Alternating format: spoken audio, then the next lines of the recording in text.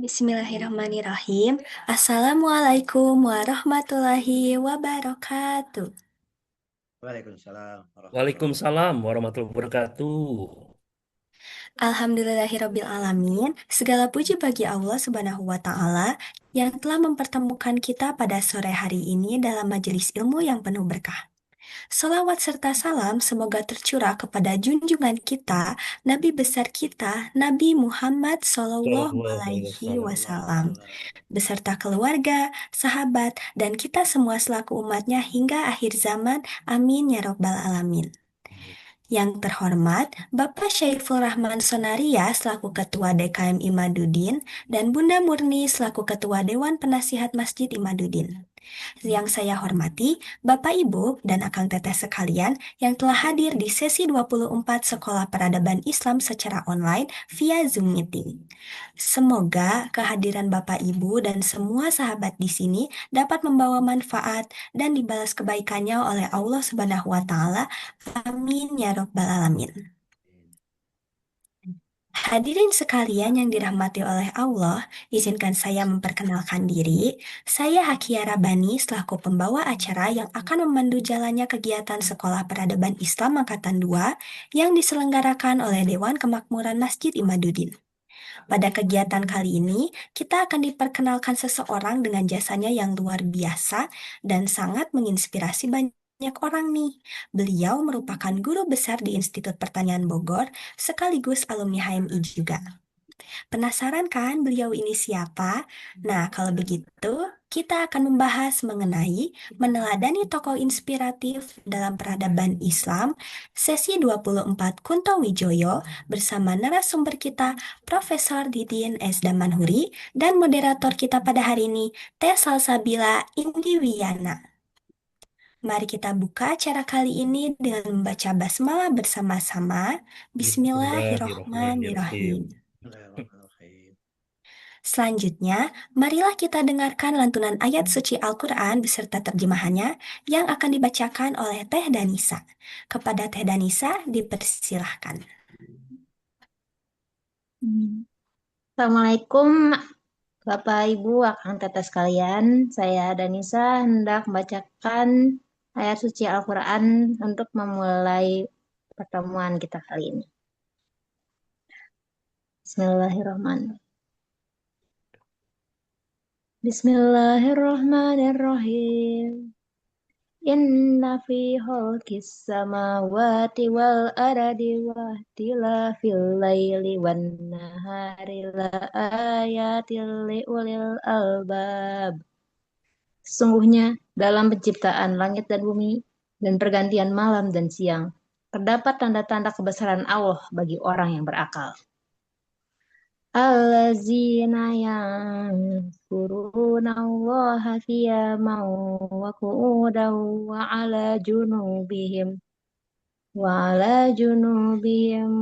yatafakkaruna fi khalqis samawati wal ardi rabbana ma khalaqta hadza batila subhanaka fakina azabannar, yaitu orang-orang yang mengingat Allah sambil berdiri, duduk, atau dalam keadaan berbaring. Dan mereka memikirkan tentang penciptaan langit dan bumi seraya berkata, "Ya Tuhan kami, tidaklah Engkau menciptakan semua ini sia-sia. Maha suci Engkau, lindungilah kami dari azab neraka." Kuntum khaira ummatin uharijat linnasi la'muruna bil ma'rufi wa tanhauna 'anil munkari wa tu'minuna billah walau amana ahlul kitabi lakana khairal lahum minhumul mu'minuna wa aktsaruhumul fasikun. Kamu, umat Islam, adalah umat terbaik yang dilahirkan untuk manusia selama kamu menyuruh berbuat yang makruh, mencegah dari yang mungkar, dan beriman kepada Allah. Seandainya ahlul kitab beriman, tentulah itu lebih baik bagi mereka. Di antara mereka ada yang beriman dan kebanyakan mereka adalah orang-orang fasik. الله الذين آمنوا منكم وعملوا الصالحات ليستخلفنهم في الأرض كما استخلف الذين من قبلهم وليمكنن لهم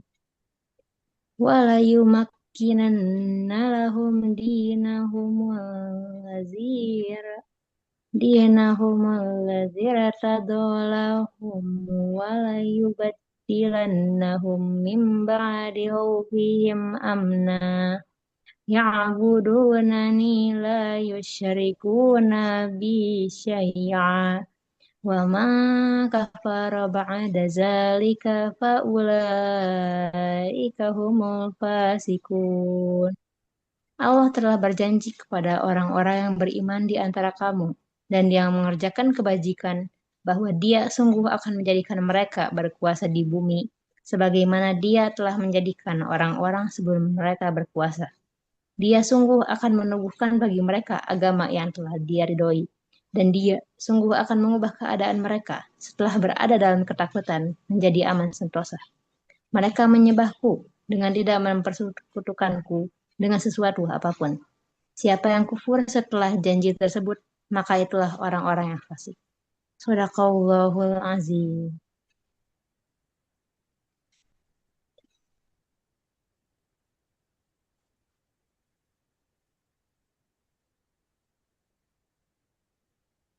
Jazakallah khairan hasiran kepada Teh Danisa atas pembacaan ayat suci Al-Quran beserta terjemahannya. Semoga menambah keberkahan pada majelis kita hari ini ya.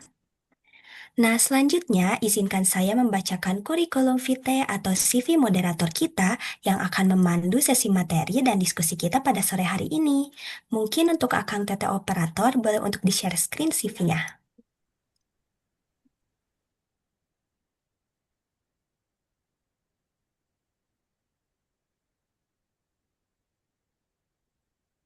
Baik, Indiviana. Teh Salsa merupakan kader inti Masjid Imaduddin dan mahasiswi S1 Akur 1 sekaligus mahasiswi program Bapak Ibu Akang Teteh. Masya Allah banget kan? Double nih kuliahnya, beres S1 langsung S2 sekaligus. Nah, kemudian Teh Salsa juga pernah bekerja di PT BTN di 2024 kemarin dan internship di Rumah Sakit Unpad pada bulan Agustus 2024. Keren sekali bukan pengalaman Teh Salsa ini? Di organisasi seperti HIMA atau Himpunan Mahasiswa dan juga BEM atau Badan Eksekutif Mahasiswa. Serta Teh Salsa juga mendapatkan beberapa penghargaan nih Bapak Ibu dan sahabat semuanya. Yang pertama itu ada Special Funded International Volunteer Singapore, Malaysia, Thailand Youth Official di tahun 2025. Lalu yang kedua ada Third Runner-Up Cerdas Cermat Pengawasan BPKP Jawa Barat di bulan Mei tahun 2023. Lalu yang ketiga ada Best One Pelatihan Kepemimpinan dan Profesionalisme Mahasiswa Fakultas Ekonomi Bisnis Unpad. Wah, udah nggak diragukan lagi nih ya moderator kita kali ini. Masya Allah banget keren. Nah, sekarang aku mau sapa-sapa dulu sama Teh Salsanya nih. Halo Teh Salsa, gimana Halo, kabarnya? Iya, Assalamualaikum. Alhamdulillah kabarnya baik. Haki, gimana kabarnya? Alhamdulillah baik juga Teteh. Alhamdulillah. Teteh kira-kira udah siap belum nih? Udah semangat banget ya kelihatan Teteh. Alhamdulillah sangat siap dong pastinya. Eh, Oke deh, karena Teh Salsa sekarang udah siap, untuk selanjutnya bakalan saya serahkan ke moderator ya. Kepada Teh Salsa dipersilahkan. Baik, terima kasih Haki ya untuk kesempatannya. Assalamualaikum warahmatullahi wabarakatuh. Selamat Waalaikumsalam sore. warahmatullahi wabarakatuh. Salam. Bapak, Ibu, dan sahabat semuanya yang terhormat Bapak Syaifur Rahman dan yang terhormat Bunda Murni selaku penasihat pada pada sore hari ini. Perkenalkan, saya Salsabila Indiwiana. Saya merupakan moderator yang akan membawa atau memandu acara pada sore hari ini. Di sini izinkan saya untuk memperkenalkan Prof. Dindin. Beliau merupakan alumni Himpunan Mahasiswa Islam dan merupakan guru besar Institut Pertanian Bogor. Insya Allah ilmu dari Prof. Dindin nanti akan memberikan banyak banget pengetahuan baru buat kita, karena nantinya kita akan membahas mengenai mengarungi jejak para pemimpin melalui meneladani tokoh inspiratif dalam peradaban Islam, sesi 24 Kunto Wijoyo. Untuk itu, saya mau menyapa dulu Prof. Didin. Assalamualaikum Prof. Didin, gimana kabarnya Prof? Waalaikumsalam warahmatullahi wabarakatuh. Baik, baik. Alhamdulillah. Alhamdulillah. Gimana Prof. Didin kesibukannya hari ya pada minggu-minggu ini apakah sangat sibuk Prof? Iya, biasa ada sebagai apa acara podcast ada berapa tuh? Ada 3 Hmm. pembicara di mana tuh? Kata data, ya. Kata data ada soal tarif Trump nih banyak sekali undangan pada kami. Masya Ya, Allah. Sangat banyak banget berarti ya jadwal Prof. Didin, tapi Prof. Didin menyempatkan hadir dan untuk memberikan ilmu kepada kita. Jadi buat teman-teman semuanya jangan sampai dilewatkan penyampaian materi dari Prof. Didin, karena materi tersebut sangat memberikan inspiratif dan bisa meneladani tokoh-tokoh yang akan membuat kita menjadi pribadi yang lebih baik. Untuk itu, saya persilahkan kepada Prof. Didin untuk memberikan pemaparannya. Silakan, Prof. terima kasih Salsabila Indiviana. Selamat dah. CV-nya sangat mentereng, keren, keren. Masya Allah, Prof. Terima Eh, kasih, Prof.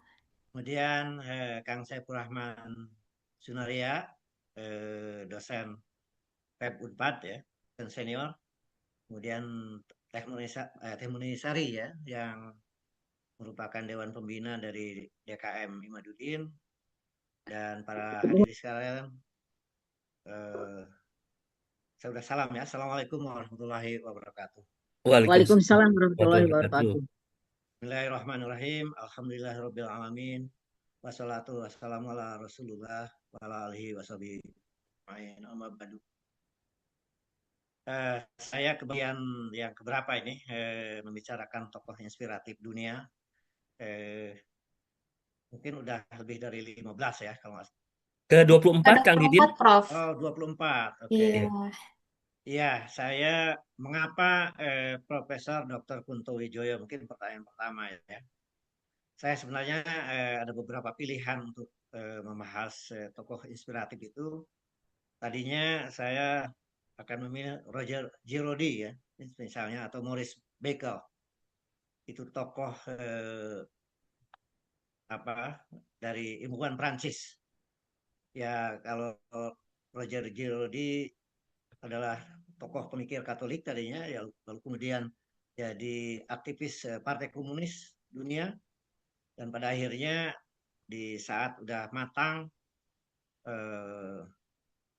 usia berapa gitu 50-an kalau nggak salah, kemudian convert ya jadi mualaf, dan dia yang mendefense berbagai isu keislaman global, misalnya tentang Israel, mengapa Zionisme itu bukan hanya oleh kalangan non-Muslim lain, tetapi kalangan Yahudi sendiri tidak bisa menerimanya. Kemudian Maurice Baker adalah seorang ilmuwan yang sangat populer dan tokoh di Perancis, di dunia bahkan, yang pada akhirnya juga yang convert pada Islam dan kemudian banyak menulis buku tentang Islam. Karena saya 6 tahun di Perancis, tadinya saya tertarik buat tokoh itu, tapi ternyata sudah duluan ya kalau nggak salah tokoh itu dibahas oleh yang lain. Izin, Prof. Di dalam negeri, Maaf, Prof. Suaranya agak sedikit kecil, Prof. Jadi sahabat semuanya ada yang belum terdengar suaranya, Prof. oke, kenapa ya? Halo, apa sudah lebih baik? Hmm, kebetulan Kecil suaranya ya? masih sama seperti yang tadi, Prof. Iya, Prof. Wah, nggak ngerti saya kenapa ya. Oke, Jelas ini. sudah lebih jelas ya. Oke, Jelas ya, ya. ya. Ya, Kemudian tokoh pemikir Islam Indonesia juga cukup banyak dan dikenal di dunia internasional. Apakah Nurholis Majid, misalnya Abdurrahman Wahid, Buya Hamka sudah disampaikan juga ya, Buya Hamka, Pak Profesor Muhammad Rashidi misalnya juga. Tapi akhirnya mengapa saya memilih Profesor Kunto Wijoyo? Yang pertama bahwa eh, ini tokoh adalah yang saya menjadi followernya juga di bidang yang agak beda. Beliau adalah dalam bidang ilmu sosial, profesor sosiologi, tapi juga sejarah, ahli sejarah. Dan yang menarik buat saya adalah nanti akan dieksplor setelah dalam uraian saya ini sebagai aktivis ya yang banyak sekali dari sejak muda SMA aktif sampai akhirnya memperoleh PhD dari Columbia University dan besar sejarah, besar sosiologi dan besar ilmu budaya. Karena dengan latar belakang yang juga seorang budayawan, seorang sastrawan, seorang penulis novel, cerpen, barangkali dari sana dengan eksplorasi keilmuannya yang mendalami agama juga karena dari sejak muda terlibat di dalam pengajian-pengajian kritis ya, sampai akhirnya juga memperoleh award dari ICMI dan lain sebagainya dalam pemikiran Islam. Beliau ini merekonstruksi bagaimana apa yang disebut nanti pengilmuan Islam. Kalau di Bandung kan ada tokoh dengan Islam dalam disiplin ilmu gitu misalnya ya Profesor Dr. Imaduddin dan lain-lain. Tapi ini istilahnya itu adalah pengilmuan Islam. Jadi atau dalam bahasa Pak Profesor Quraisy Shihab adalah membumikan Quran atau transformasi nilai-nilai keislaman dalam keilmuan. Oke, izinkan saya ada slide.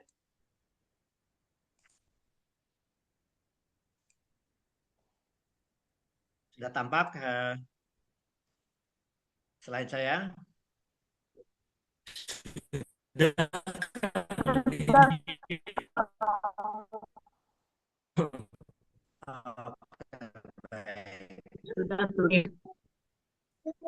Dicari, dijadikan referensi adalah tentang Islam sebagai ilmu, epistemologi, metodologi, dan etika. Kemudian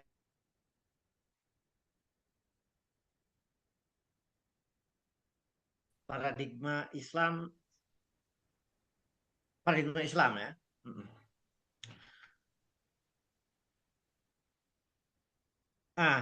Jadi outline saya kira-kira dari 30 menit lah mudah-mudahan. Jadi karena ini adalah sekolah peradaban Islam, kita bertanya sebenarnya apa sih peradaban itu, civilization. Peradaban Islam, maka kita tentu referensinya kepada Quran. Bagaimana related to apa kemudian bagaimana perkembangan iptek masa keemasan Islam, kemudian mengapa terjadi kemundur setelah kira-kira 12,5 abad ya peradaban Islam itu ternyata, tapi masa keemasan iptek Islamnya kira-kira 6,5 abad. Kita tahu Barat sendiri masa keemasannya baru sekitar 2-3 abad aja. Lalu kemudian karena Islam dalam perang salib dikalahkan, kemudian kita akan mengenal peradaban Barat hingga sekarang. Sehingga setelah itu kita akan mengeksplor serba review tentang Profesor Kunto Wijoyo, pemikirannya dalam membangkitkan kembali iptek dalam peradaban Islam. Dan terakhir, karena saya adalah follower, saya mencoba menyerap konstruksi pemikiran Profesor Kunto Wijoyo di dalam pemikiran ekonomi ya, jadi pemikiran Islam dalam bidang ekonomi. Baik, kalau kita baca Cambridge Academic Content Dictionary, maka apa yang disebut dengan peradaban atau civilization adalah highly developed culture, including its social organization, both government, laws, and arts, or the culture of social group or country and particular time. Ini keadaan sekarang, which spread use of the internet may change modern civilization. Jadi ini juga menyentuh tentang peradaban modern dengan digitalisasi ya. Kemudian tetapi di lain pihak kita mengenal ada peradaban Inca, the Inca civilization yang flourish for a long time. Itu adalah peradaban yang ada di Amerika Latin. Jadi civilization itu adalah sebuah sistem yang kehidupan itu sendiri yang hampir semua aspek kehidupan ya. Tentang pengembangan tentang budaya itu sendiri, organisasi sosial, pemerintahan, hukum, kemudian sastra, budaya, dan tentang bagaimana grup-grup sosial atau negara-negara, dan terakhir adalah tentang keadaan sekarang. Jadi nanti kita akan mengenal bahwa karena peradaban Islam telah berlangsung sekitar 12,5 abad dan Barat baru sekitar 4 abad, tapi Barat sendiri sedang declining sekarang ini kata berbagai ahli. Jadi pertanyaannya yang begitu dari sisi perkembangan iptek masa kemasan iptek dalam peradaban Islam sendiri 6,5 abad. Jadi mengapa peradaban Barat yang sekarang ini sudah berlangsung sekitar 3 atau 4 abad sudah mulai declining dari berbagai aspek, dari berbagai peradaban. Dengan ciri-cirinya misalnya bagaimana seorang ikonik di dunia Barat, Donald Trump, lalu melakukan dua periode tentang ekonomi ya, terutama tentang tarif, dan dia juga membackup tentu saja dengan presiden sebelumnya juga keberadaan sebuah penjajahan resmi di dunia modern di buminya Palestina oleh Zionisme Israel di tanah Palestina. Nah, ada Perdana Menteri Inggris yang kemudian bereaksi atas dewa mabuk Trump di dunia global ini, bahwa Streamer misalnya mengatakan bahwa Barat sekarang menjadi sadar bahwa dengan declining peradabannya itu, tantangannya adalah sedang melihat kebangkitan dunia Islam. Walaupun dalam perspektif dari conflict of civilization misalnya, dari yang diperkenalkan oleh ilmuwan dari Amerika, bukan hanya kebangkitan dunia Islam, tapi juga kebangkitan Chinese culture dengan China, Jepang, Korea misalnya. Jadi sekarang setidak-tidaknya 3 peradaban di dunia yang satu sedang mengalami decline ini, yaitu Western civilization, kemudian ada dunia Islam yang di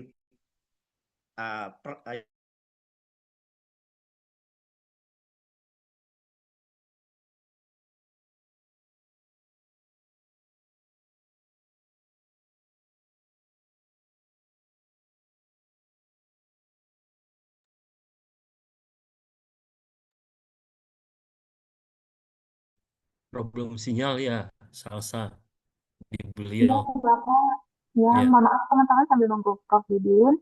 Mungkin Prof. Didinnya lagi ada gangguan sinyal ya. Sama suaranya juga sedikit kecil.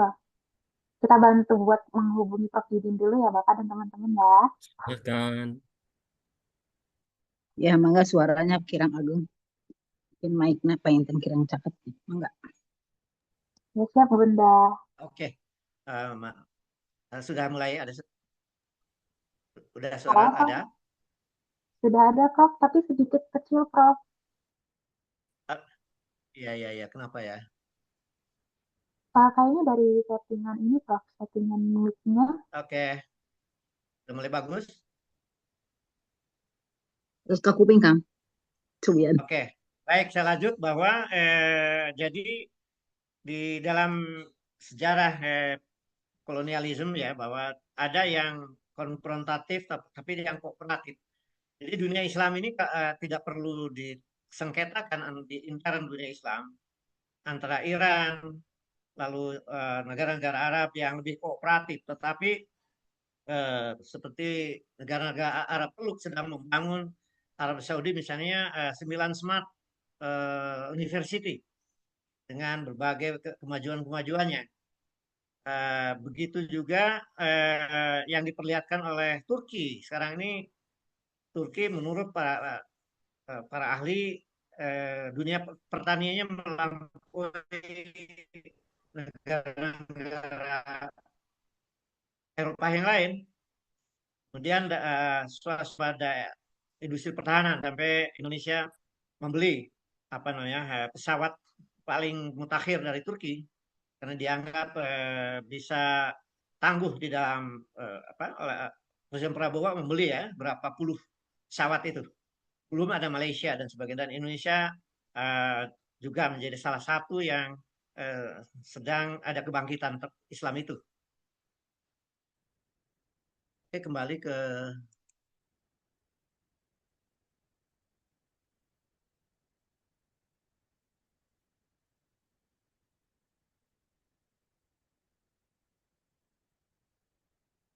Nah, dalam ini bagaimana pandangan karena kita ingin melihat kebangkitan Islam sebagai rahmatul lil alamin, bukan ancaman bagi pihak manapun, maka ilmu pengetahuan dan teknologi adalah instrumen yang paling universal. Bagaimana kebangkitan sebuah agama tetapi bermanfaat bagi sebanyak-banyaknya manusia. Di dalam Al-Quran Ali Imran 190 191 yang tadi dibacakan juga oleh dalam pembukaan tadi bahwa ayatnya yang artinya mengatakan sesungguhnya dalam penciptaan langit dan bumi dan silih bergantinya malam dan siang terdapat tanda-tanda bagi orang yang berakal, yaitu orang-orang yang mengingat Allah sambil berdiri atau duduk atau dalam keadaan berbaring, dan mereka memikirkan tentang penciptaan langit dan bumi seraya berkata, ya Tuhan kami, tiadalah Engkau menciptakan ini dengan sia-sia. Maha suci Engkau, maka peliharalah kami dari siksa neraka. Jadi salah satu ciri orang bertakwa adalah kita tidak sedetik pun tidak mengingat Allah di dalam aktivitas kita dengan profesi apapun.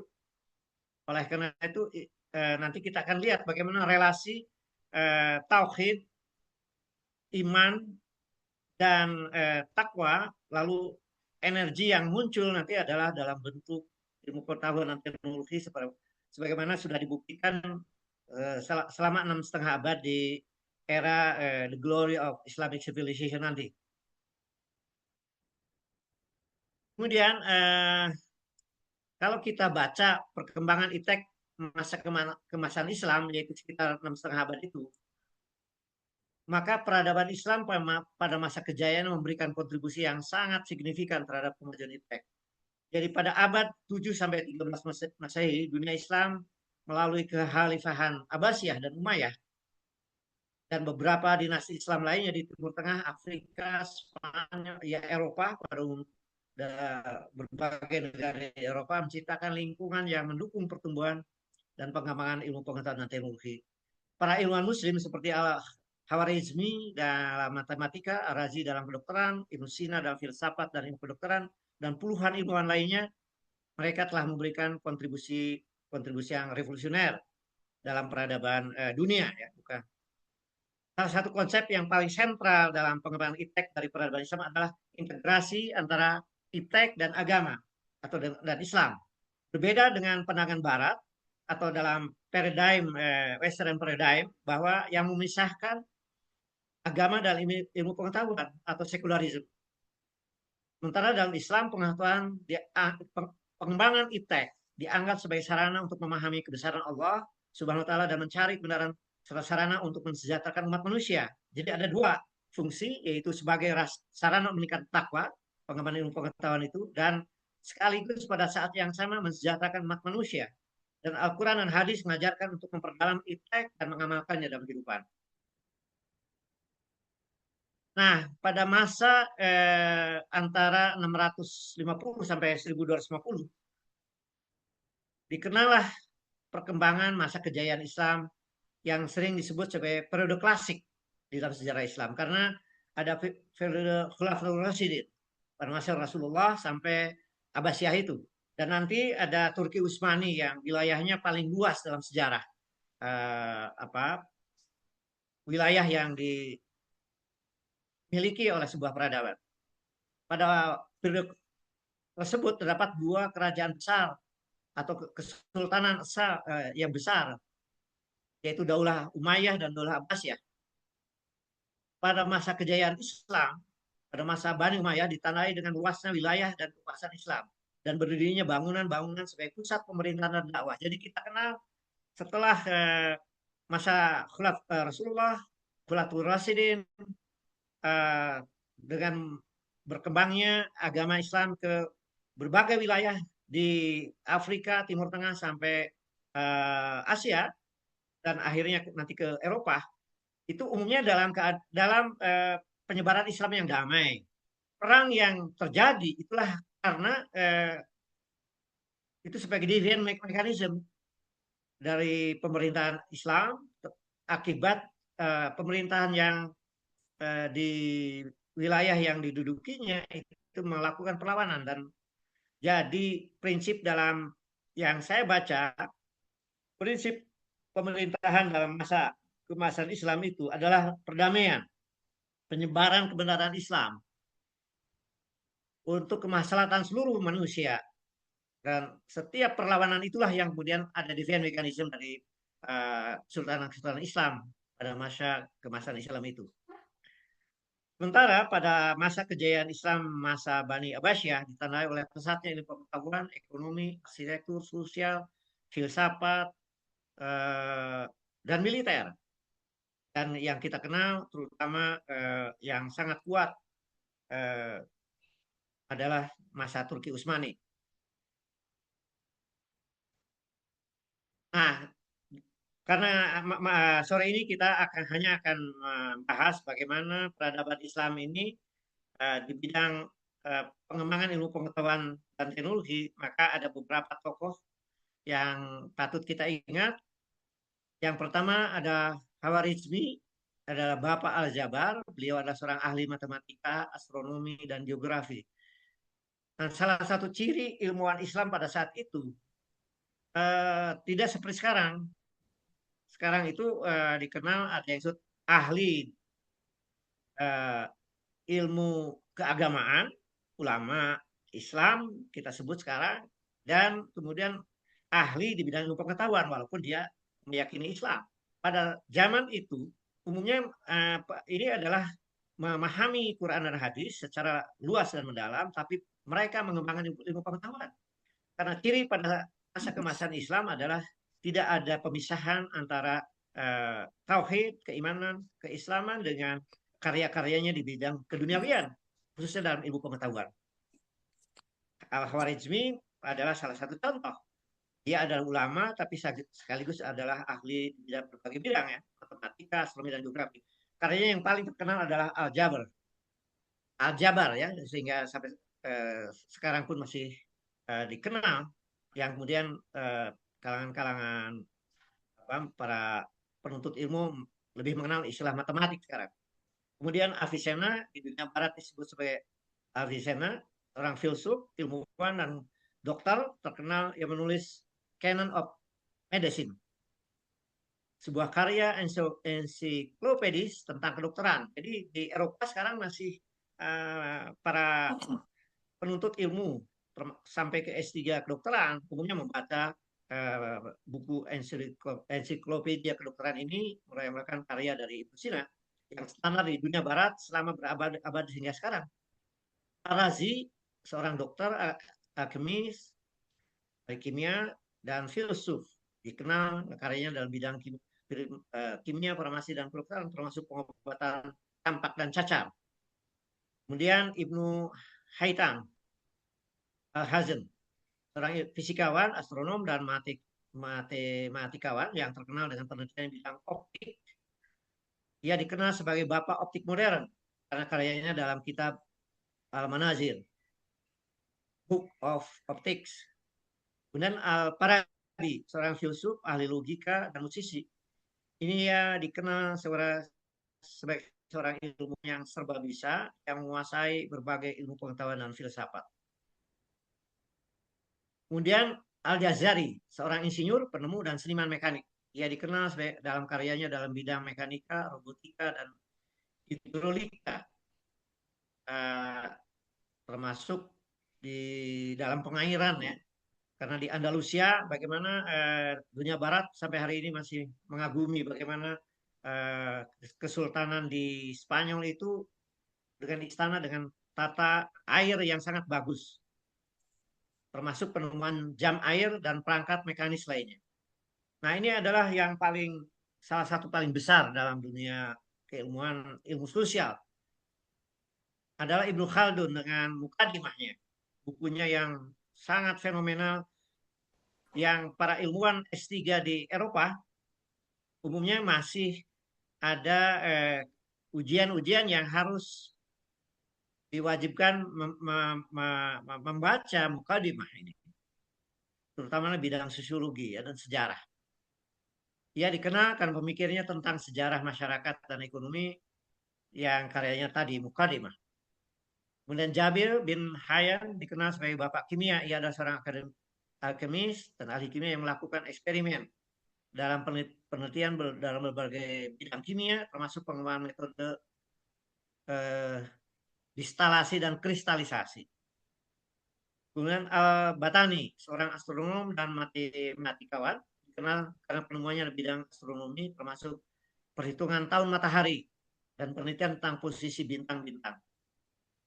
Kemudian ada Abbas Ibnu Firnas, seorang ilmuwan serba bisa yang dikenal karena eksperimennya dalam penerbangan, termasuk percobaan meluncur dan sayap buatan. Jadi pelopor dunia penerbangan adalah tokoh Abbas Ibnu Firnas ini. Dan banyak sekali puluhan yang lain yang tentu aja tidak kita sebutkan semuanya. Ilmuwan-ilmuwan ini memberikan kontribusi besar bagi perkembangan ilmu pengetahuan dan peradaban Islam. Serta banyak dari penemuan dan pemikiran mereka yang masih relevan hingga kini. Dan di Eropa khususnya, mereka masih mengenal para ilmuwan pelopor ini yang menginspirasi dunia Barat. Kalau di Amerika, konon di dalam perguruan tinggi agak tidak terlalu objektif karena tidak membahas gurunya Barat, yaitu ilmuwan Islam ini. Nah, kemudian dengan 6,5 abad perkembangan iptek di dalam peradaban Islam, dan setelah itu kemudian menjadi mercusuar peradaban dunia, di mana Eropa sedang mengalami the dark civilization atau peradaban yang abad kebodohan lah mereka. Ada 1000 tahun kira-kira mereka mengalaminya, dan terjadi perang antar mereka, terutama antara Prancis, Jerman, dan Inggris. Dan baru mereka setelah Renaissance abad 18, 19, 17 mulai, lalu barulah mereka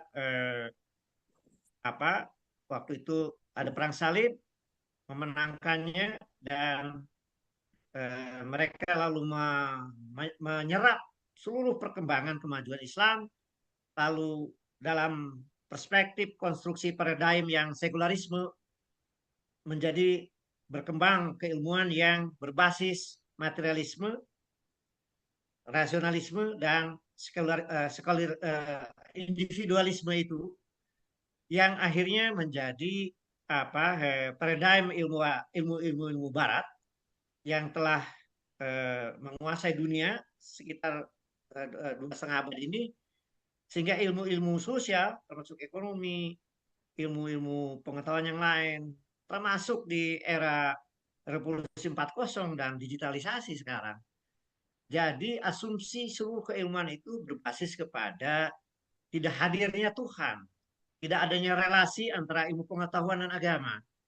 Sehingga kemungkinan peradaban Barat yang tidak terlalu lama dibanding peradaban Islam karena konstruksinya yang rapuh, sehingga sekarang walaupun terjadi perkembangan atau ekonomi mereka, teknologi mereka, tapi kemudian terjadi paradoks. Jadi di era penjajahan lama, old colonization, adalah bagaimana mereka mengeksploitasi manusia dan alam, terutama manusia, sehingga dijajah negara-negara di Asia, Afrika, dan Amerika Latin, dan menimbulkan kekayaan material mereka. Lalu di era neokolonialisme sekarang, mereka tidak langsung mengakuisisi, menduduki negara-negara Asia, Afrika, dan Amerika Latin, tapi indirect imperialism, kolonialisme. Tapi yang terjadi kemajuan ekonomi baik di Barat maupun di negara berkembang dengan korban kerusakan sosial, ekonomi, dan ekologi. Sehingga sekarang pun kemakmuran dunia ini sangat rapuh karena hanya ditopang oleh sekelintir oligarki yang sangat eksploitatif pada manusia dan alam, sehingga sekaranglah akan terlihat bagaimana dunia Barat sedang mengalami penurunan tajam peradaban mereka. Tetapi dunia Islam kita juga harus belajar bagaimana setelah sekitar 12,5 abad peradaban Islam dan 6,5 abad keemasan iptek di dunia Islam, akhirnya juga mengalami kemunduran dan kejatuhan. Lalu seorang Umar Chapra, guru besar di Harvard University, merumuskan ada 2 faktor. Itu faktor kemunduran peradaban Islam secara internal, yaitu melemahnya otoritas politik, kesultanan maupun kekhalifahan, termasuk konflik internal, termasuk kelemahan pemerintahan, termasuk korupsi di dalam kesultanan itu sendiri terjadi berbagai penyakit manusia ya ketika kekuasaan itu menjadi terlalu besar. Jadi kemudian terjadi kemerosotan moral dan korupsi dan ijtihad. Munculnya dogmatisme dan kekakuan dalam pemikiran dan filsafat. Menurunnya aktivitas intelektual dan ilmiah itu secara internal. Penurunan aktivitas ekonomi akibat sisi keamanan, pertanian, perdagangan, dan sebagainya. Karena terjadi juga penyerangan dari kerajaan Mogul, dan terakhir itu adalah perang salib terutama yang dimenangkan oleh Eropa. Dari sisi eksternal, peradaban Islami mengalami kemunduran karena invasi dari luar, Mongol ke Baghdad misalnya tadi, hilangnya wilayah Muslim, runtuhnya Daulah Umayyah di Andalusia misalnya. Pada dinasti Fatimiyah, penurunan sumber daya alam, seperti berkurangnya tanah logam mulia dan lain-lain, terjadi bencana alam, wabah penyakit, Black Death, kelaparan, dan sebagainya. Nah, kemudian kan kita mengenal setelah itu dunia Barat mengalami kemajuan pesat, dan apa sebenarnya yang disebut dengan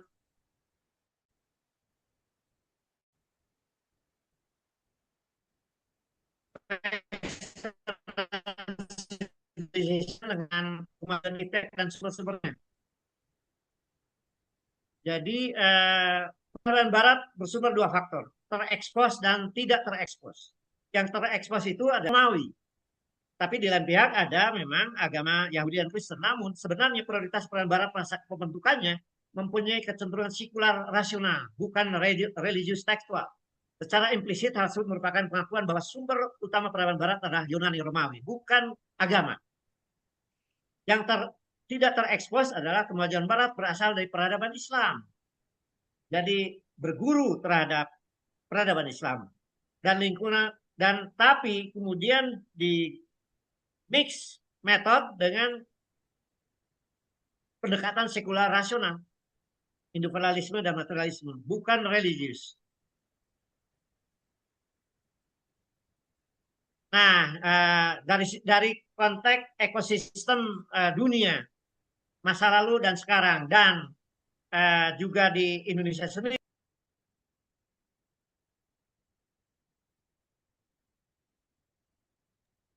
Kang Didin, di mute Kang, suaranya.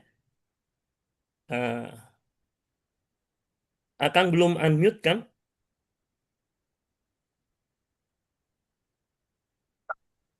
Tuan tanah mana Kang? sebentar.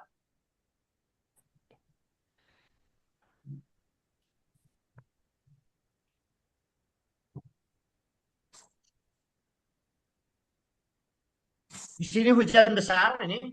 Bagaimana suara saya? Sudah kedengaran lagi Kang? Oke. Sudah saya tutup pintunya, hujan besar. Siap. Baik, jadi Pak Profesor Kunto Wijoyo ini adalah menurut saya tokoh dunia modern yang membangun kembali tradisi iptek dalam peradaban Islam.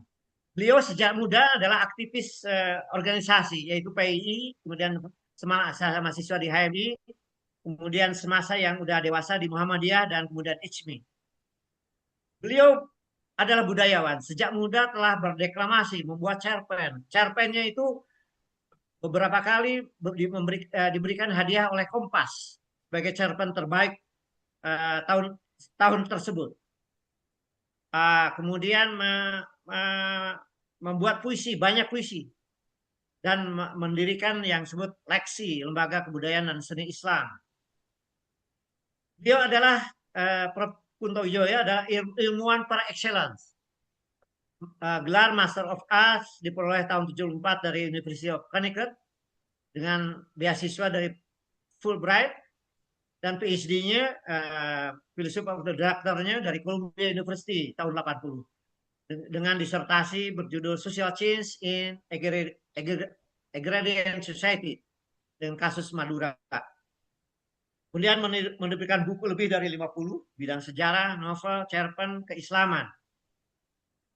Nah, menurut saya Profesor Kunto Wijoyo adalah pemikir besar Islam dari Indonesia yang juga dikenal secara internasional.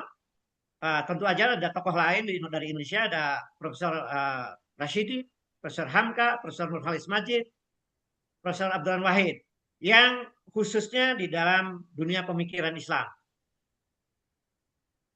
Profesor Kunto Wijoyo sendiri kontribusinya dalam merumuskan kembali ilmuwan Islam, yakni bagaimana merebut kembali kemasan Islam zaman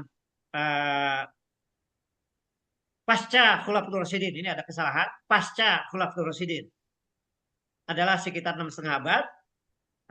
Ini harus dikoreksi, yang mengintegrasikan kembali agama Islam dan ilmu pengetahuan yang oleh Barat dipisahkan dan menjadi berbasis sekularisme.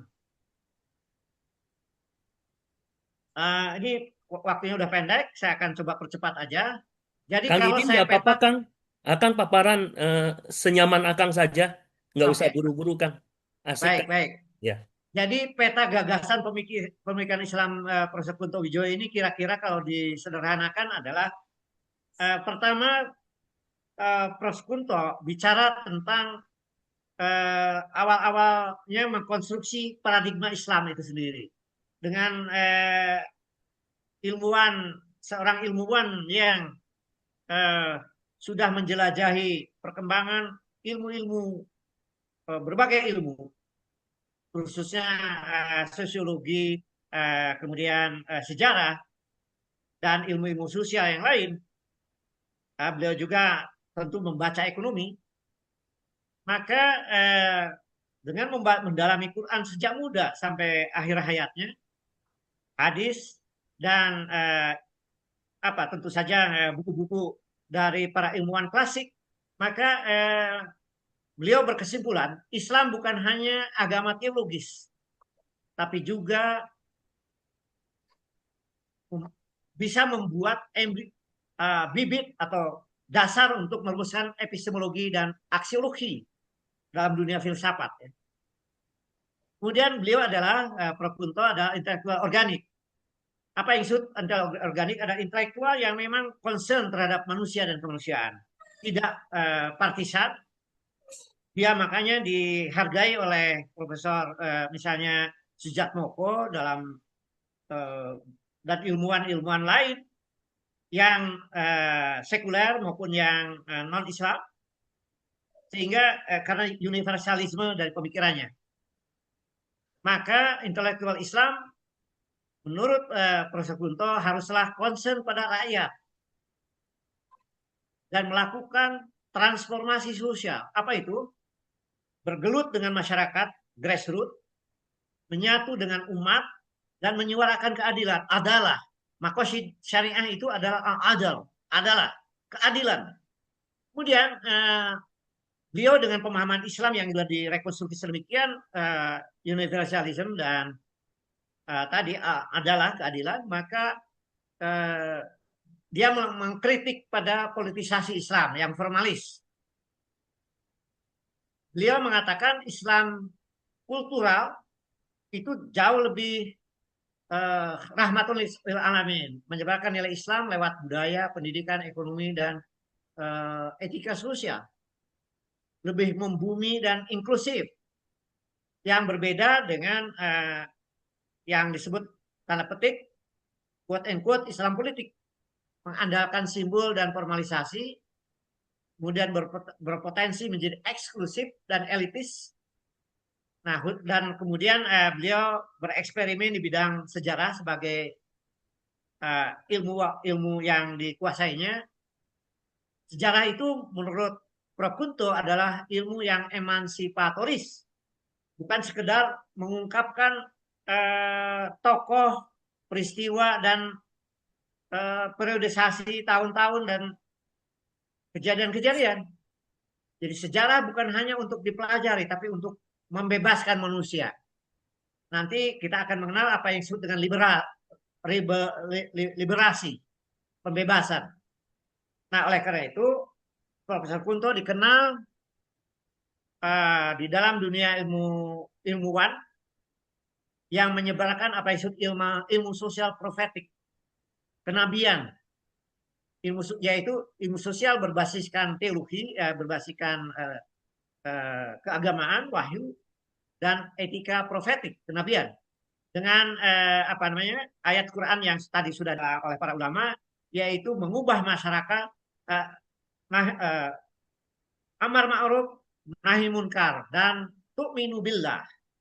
Dari ayat Quran itu, kalau diterapkan dalam ilmu-ilmu sosial, khususnya dan ilmu pengetahuan dan teknologi pada umumnya, maka ilmu pengetahuan itu haruslah bersifat amar ma'ruf, humanisasi, nahi munkar, liberasi, pembebasan dari kemiskinan, pembebasan dari tirani, dari otoritarian rezim, dari cengkeraman neo-imperialisme, kolonialisme dunia terakhir sekarang.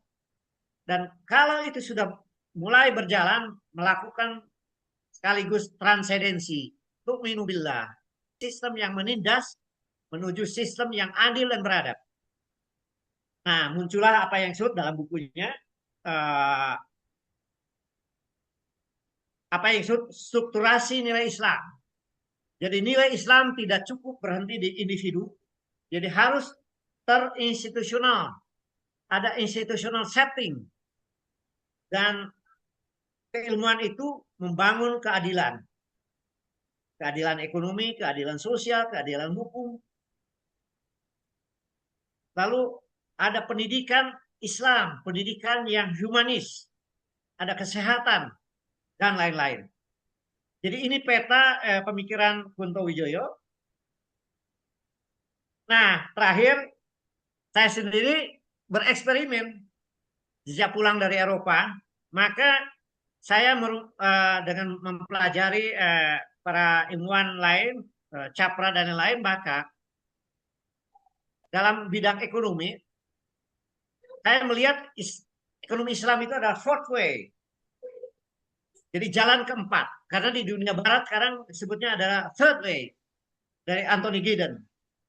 Jadi pasca Anthony Giddens, dunia akan mengalami fourth way menurut saya. Apalagi Western civilization sedang mengalami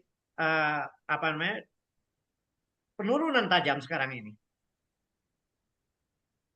Nah, fourth way ini bagaimana? Pertama, ajaran Islam ini mengandung tauhid, al-adal, keadilan, dan khalifatul fil ard. Sehingga ilmu ekonomi itu haruslah bertujuan dan bertransformasi masyarakat yang falah, menimbulkan kesejahteraan umum. Ada dalam Undang-Undang Dasar 45, membangun kesejahteraan umum, baik material, spiritual, dan keadilan sosial. Dan membangun juga hayatan thayyibah, good life governance, baik public, corporate, dan societal governance, yang membangun high quality of life. Ya. Dengan demikian, di dalam individu dibangunlah sebuah karakter yang meningkatkan iman, spiritual dan emotional quotient, peningkatan quality of life, peningkatan akal, intellectual quotient, sistem reproduksi keturunan. Jadi dalam dunia Islam membangun kesucian pernikahan yang oleh Nesbit dikatakan dalam megatrend Asia telah mempertahankan extended family karena keluarga-keluarga yang mempertahankan kesucian pernikahan, dan ternyata itu sangat mempunyai resiliensi di dalam kehidupan ekonomi, sosial, dan budaya karena ada keluarga itu. Jadi keluarga adalah penopang kehidupan peradaban. Sehingga keturunan yang baik, ketika orang mau nikah, maka yang sudah menjadi budaya lokal, Sunda, Jawa, Minang, dan sebagainya, bobot, bibit, dan bebet. Ini adalah sebenarnya dari transformasi nilai Islam terhadap nilai lokal. Jadi kemudian dalam ekonomi asumsinya bukan wants. Biasanya kan mengeksploitasi kebutuhan, ya, keinginan sebenarnya. Ya, negara kayak Amerika, korporasi, multinational corporation, individu kayak Elon Musk adalah want. Padahal dalam membangun keadilan, asumsi ekonomi itu harus felt need.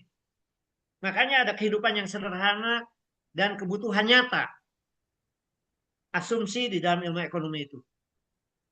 Sehingga dalam perspektif global, dia adalah anti eksploitasi, anti penindasan, anti hegemoni. Jadi Islam juga sebenarnya berhubungan dengan paradigm demokrasi.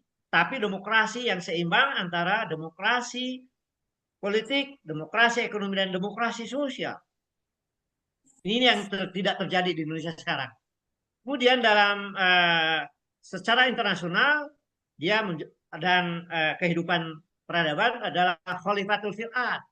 Wakil Tuhan di muka bumi itu harus menghasilkan solidaritas universal. Jadi mengapa umat Islam sekarang membela Palestina? Membela ketidakadilan di berbagai negara lain. Walaupun bukan non-Islam. Ada solidaritas universal atas nama kemanusiaan. ada pengelolaan SDA dan SDM yang amanah, good management, kreatif, inovatif, dan inventif dalam perilaku individualnya. Sederhana, tapi bukan sederhana itu pelit. Sederhana itu felt need. Kita memenuhi kebutuhan nyata, bukan pelit dan bukan juga boros, tapi juga ada kebebasan untuk beristihad. Maka konstruksi ekonomi Islam adalah keadilan ekonomi, mikro, makro, dan ekonomi berbasis field need, bukan semata-mata keuangan syariah yang ada seperti sekarang. Perbankan, asuransi, dan seolah-olah sekarang sudah terjadi booming ke ekonomi Islam, yang itu pun masih belum jauh dari sempurna. Misalnya tentang perbankan Islam itu. Jadi harus membangun yang disebut keuangan syariah yang progresif, yang mendekonstruksi bubble ekonomi ersat dan kroni kapitalisme di dunia global maupun di dunia nasional. Nah, kemudian keluarga adalah keluarga yang berbasis kepada kesuksesan pernikahan adalah dasar dari peradaban sebuah negara, sebuah peradaban Islam yang diapresiasi oleh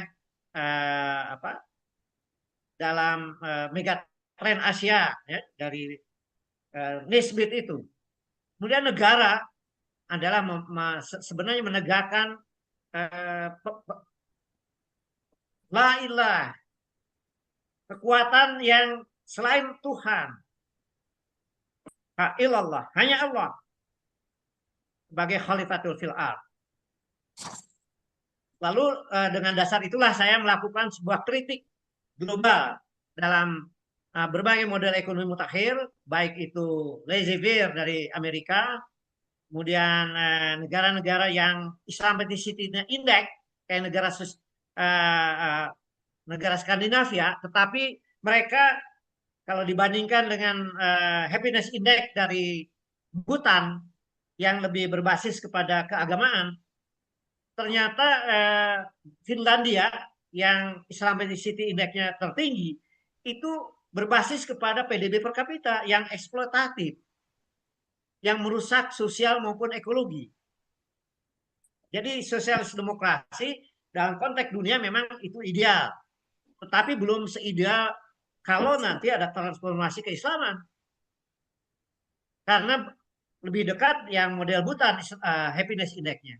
Apalagi komunis yang sudah di end ya, yang sudah end. Sekarang mewujud kepada China dan China terutama ya. Yang China sendiri masih menganut kepada PDB oriented, GDP oriented, yang eksploitatif juga. Dan dia menciptakan macam-macam paradoks ketika investasi Cina di berbagai negara. Dan tetap mereka berbasis sekularisme. Walaupun ada di Anthony Giddens ada third way dengan berbagai kritik pada Barat sendiri di intern Barat, tetapi nanti kita akan sampai fourth way, yaitu dari nilai keislaman. Nah, ini saya kira nanti silahkan aja diperdalam. Saya merinci bagaimana ekonomi Islam yang lebih lengkap dan bagaimana transformasi ekonomi nasional harus terjadi di Indonesia. Lalu kita bisa pinjam ya, atau kita ada sinergi dengan Undang Dasar 45 minus yang pasal 28 yang 22 ayat itu, yang LGBT sebenarnya. Jadi lebih yang dekat amandemen, tapi amandemen yang ekonomi masih oke. Dan nanti kita akan membangun struktur ekonomi nasional. Nanti bisa saya ceramah tersendiri lah nanti. Nah ini lebih termasuk kritik pada perbankan Islam. Demikian saya kira masih ada waktu untuk berdiskusi. Bila titik wal hidayah, Assalamualaikum warahmatullahi wabarakatuh. Waalaikumsalam warahmatullahi wabarakatuh. Masya Allah, penyampaian sangat luar biasa banget dari Pak Bidin. Tadi sampai partisipan kita tuh dan lebih dari 100 orang. Cuman karena kapasitas Zoom kita 100 orang, jadi mungkin Gak bisa masuk lagi ya Prof, saking antusiasnya ingin mendengar materi dari Prof Didin. Nah, di sini di kolom chat sudah ada beberapa pertanyaan, Prof. Tapi kalau saya ingin memberikan kesempatan terlebih dahulu yang ingin bertanya langsung, ada yang bertanya? Ya, saya Oke, bertanya. Bunda Murni Boleh? dan Pak Nurofik. Boleh dari Bunda Murni terlebih dahulu? Ya, Silakan, terima Bunda. kasih. Assalamualaikum warahmatullahi wabarakatuh. Saya Waalaikumsalam. Kang Prof. Didin yang begitu komprehensif di mana terakhir konklusinya bagian fourth way itu harus kita laksanakan. Kita dari belajar bagaimana bahwa tokoh-tokoh dulu yang mempunyai tokoh-tokoh seperti Ibnu Sina seperti itu, bagaimana antara ilmu dengan tokoh sehingga bisa menjadikan suatu tokoh yang betul-betul kita kagumi. Lalu adanya kemunduran memang karena mungkin karena ada pemisahan. Karena dikatakan tadi kata Kang Dini ada ilmu yang tentang keagamaan Islam, ada juga yang ilmu pengetahuan dipisah. Kalau saya melihat contohnya mungkin di dalam bidang medis, Kang, Nah, di dalam bidang medis mungkin secara teori kita contohnya aja ada cloning. Bagaimana cloning penggandaan yang berhasil ya. Mungkin boleh jadi secara akal, rasio atau juga teori melaksanakan akal tersebut, akal manusia mampu untuk mengadakan teori tersebut sehingga terjadi cloning. Tapi itu kan sebenarnya melawan sunatullah. Jadi saya bertanya juga kepada Kang Dini sebenarnya untuk Muslim atau juga sebagai kita orang yang berpengetahuan, orang educated, sebenarnya kan basis kita adalah bagaimana apa yang dikatakan bahwa wahyu memandu ilmu seperti itu. Jadi Kang Didin sangat paham di dalam ekonomi, tapi dalam hal juga secara medis sebenarnya pengetahuan ataupun hal-hal teori-teori baru bisa keluar dengan logika atau dengan akal yang kuat. Bisa keluar muncul teori dan bisa dilakukan di laboratorium bisa berhasil. Tapi satu sisi bagaimana bahwa wahyu harus memandu ilmu. Itu aja mungkin mohon penjelasannya. Hatur nuhun. Assalamualaikum warahmatullahi wabarakatuh. Terima kasih. Dilanjut aja dulu. 3 orang, 4 orang. Oke, baik Prof. Mungkin saya ditampung dulu ya. Boleh untuk Bapak Nurofik, dipersilakan Bapak. Oke, terima kasih moderator. Assalamualaikum warahmatullahi wabarakatuh. Waalaikumsalam. Warahmatullahi wabarakatuh. Prof. Didin yang kami hormati, izin tanya, apakah mungkin atau apakah masih mungkin akan muncul kembali kebangkitan Islam di dunia? Ya, Ya. ya paling tidak di Indonesia lah. Karena kalau saya berpikir dengan berbagai perkembangan saat ini, bagaimana hampir semua negara di dunia ini lebih berpaham pada sekularisme. Ya. Kemudian yang kedua, karena paham yang sekularisme itu mengakibatkan tidak adanya tokoh-tokoh Islam yang mempunyai otoritas politik yang signifikan, ya. Bahkan boleh disebut dimarginalkan, nah seperti itu. Kemudian di perkembangan yang lain, perkembangan ilmu pengetahuan seringkali dianggap sebagai penyimpangan ya dari ajaran Islam atau tidak sesuai dengan ajaran Islam. Padahal itu masuk dalam kategori perkembangan pemikiran, ya. Ya. Perkembangan pemikiran. Jadi pertanyaan saya dengan hal-hal seperti itu, apakah mungkin akan ada kebangkitan Islam? Terima kasih, Prof. Didin. Terima kasih. Boleh satu lagi barangkali?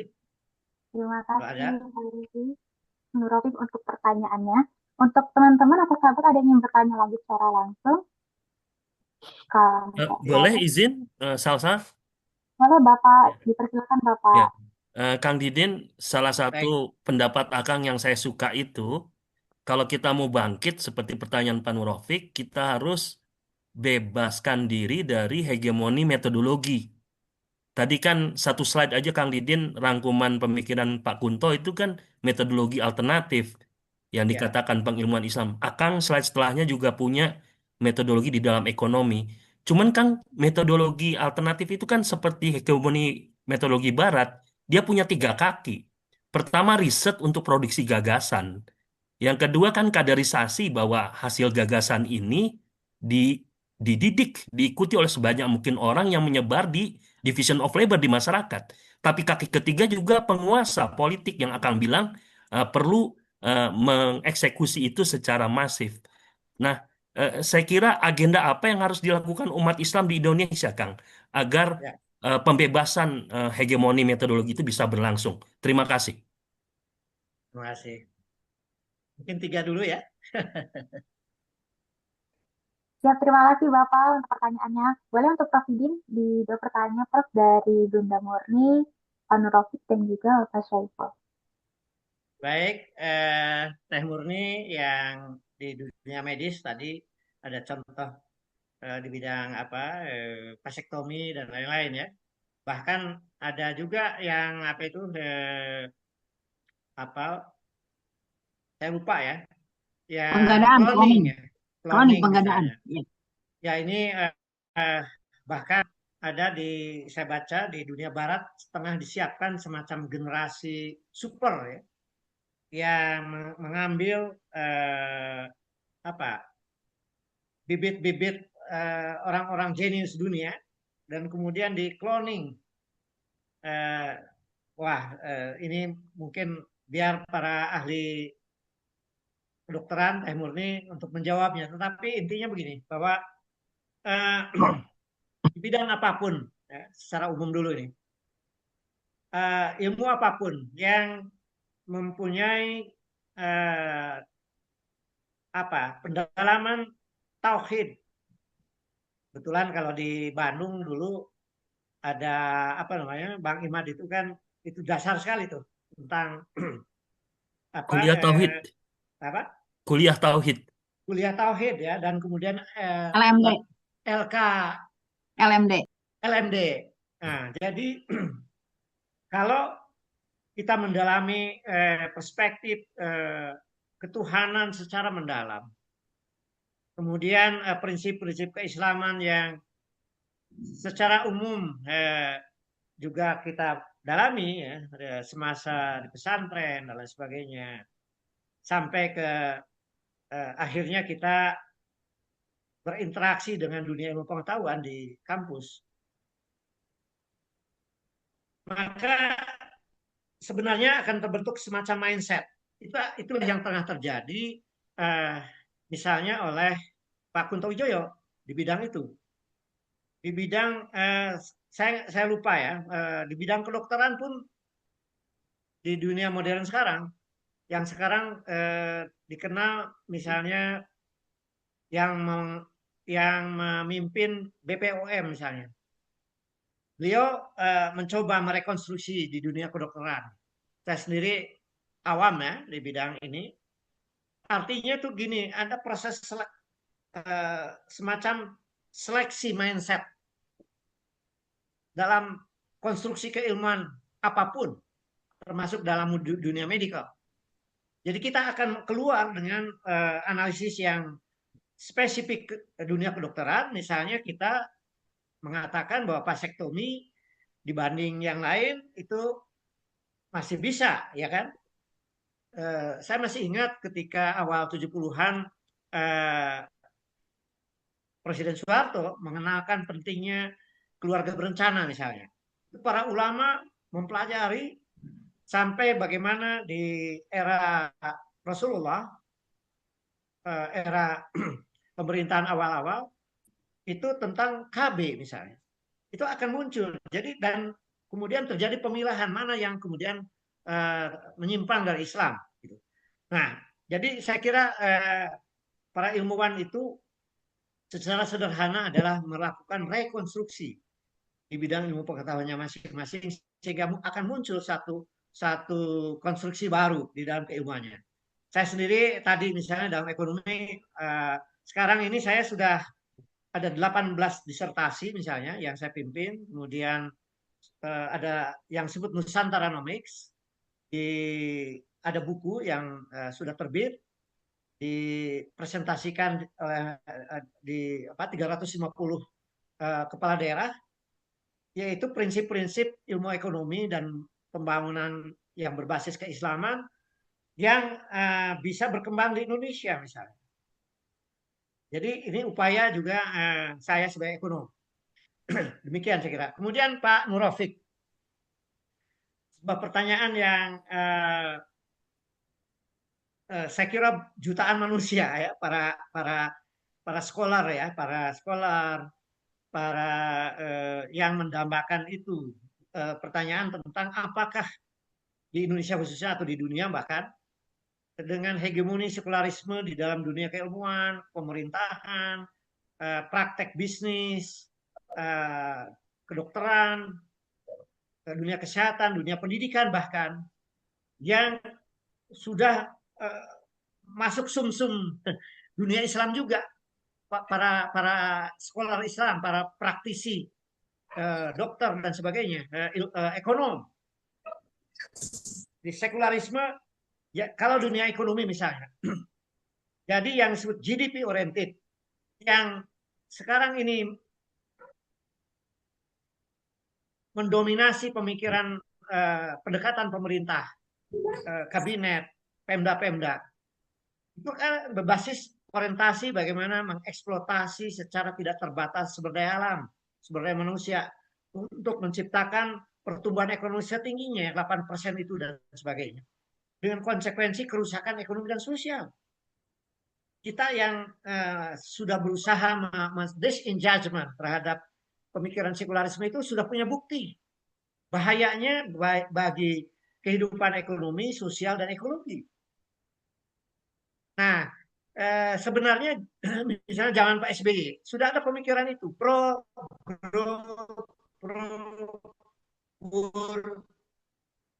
tapi juga pro environment. Ini dengan pro rakyat gitu sekarang dengan terjemahan beberapa program, tapi ada GDP orientednya. Jadi ini interaksi dalam dunia ilmu ekonomi misalnya kita menjadi sangat dinamis ya untuk tapi yang elitis memang untuk mengoreksi tapi merekonstruksi kembali pendekatan pembangunan di Indonesia. Jadi NGO sekarang banyak ilmuwan sekarang, banyak pengamat dan lain sebagainya yang dekat dengan pemikiran-pemikiran alternatif di dalam pemikiran pembangunan yang berbasis kepada non-sekularisme itu. Nah, masalahnya tadi pertanyaannya adalah seperti Pak Murofik, memang kekuasaan ini haruslah yang bersifat hasil pemilu, pilpres maupun pilkada serentak, umat Islam harus adalah mainstreaming, sehingga terlibat dan kemudian melakukan menginsert ya mindset orientasi pembangunan ini yang masih sekularisme basisnya gitu loh. Tapi di dunia lain yang misalnya ya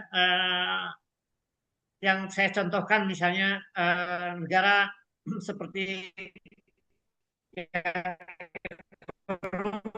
ya seperti negara Skandinavia itu sudah sangat dekat dengan Islam, sehingga Islamicity Index-nya yang juaranya itu kan Finlandia sekarang, Arab Saudi, bukan Indonesia, bukan Turki. Nah artinya hanya masih sekarang lagi ada perdebatan di PBB bagaimana Islamicity Happiness Index yang sudah mendekati Islam itu yang rumusan Bhutan. Sayangnya negara-negara Islam kurang aktif. Bhutan ini negara kecil, tapi sudah membangun sebuah konstruksi tentang happiness index yang dekat dengan Islam. Basisnya Buddhisme. Ada yang mengatakan Siddhartha Gautama itu nabi dan sebagainya, karena dekat sekali pendekatan ekologi, sosial, dan ekonominya dengan Islam. Jadi kita bergelutlah di situ. Nah, kembali ke Indonesia, mungkin possible, very possible menurut saya di Indonesia. Hanya harus ada mainstreaming kalangan aktivis Islam di partai manapun, tetapi dia harus memahami konstruksi keislaman di dalam pendekatan pembangunan. Sehingga dia bisa masuk menginsert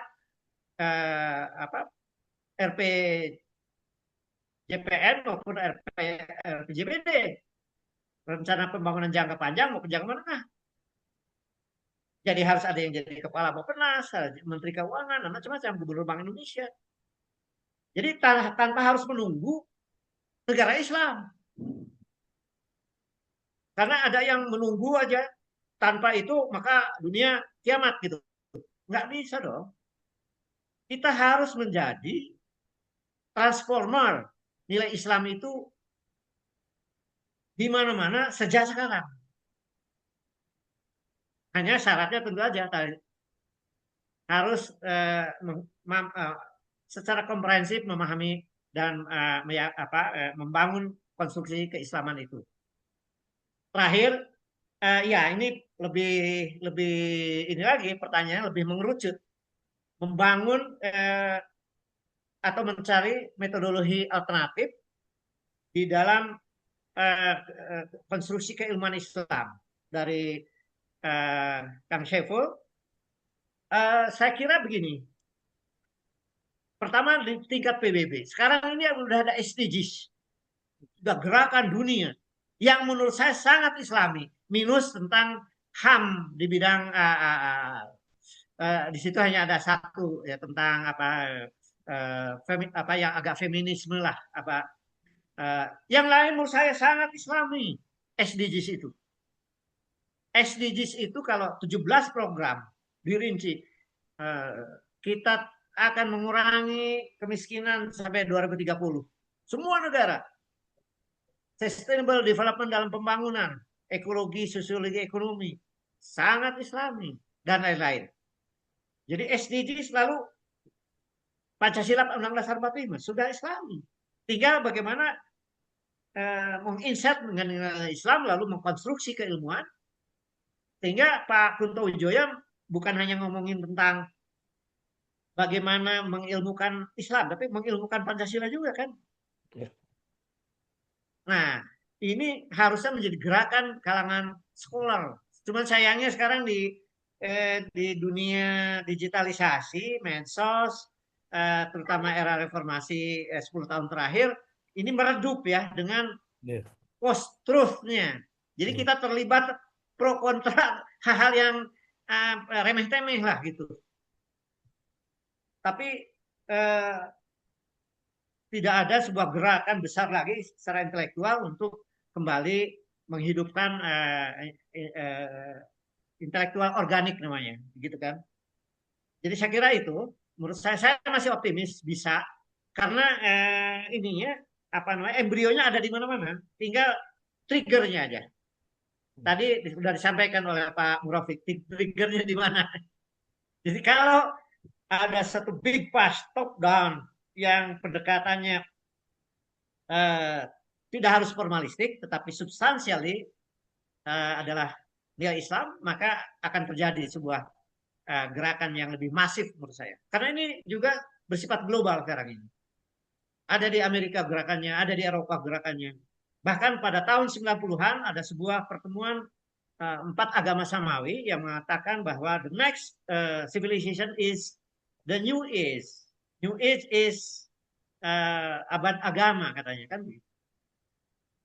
Demikian, kalau masih ada silakan.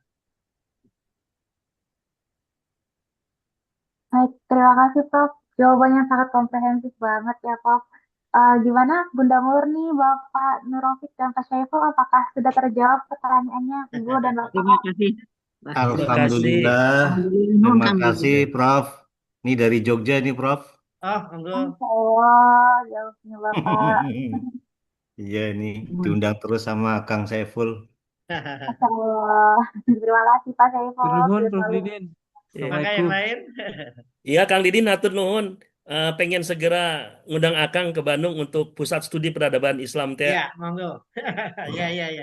Jadi mudah-mudahan itu setelah di Sabang 17 nanti ada di kampus Batu Ukur sama apa?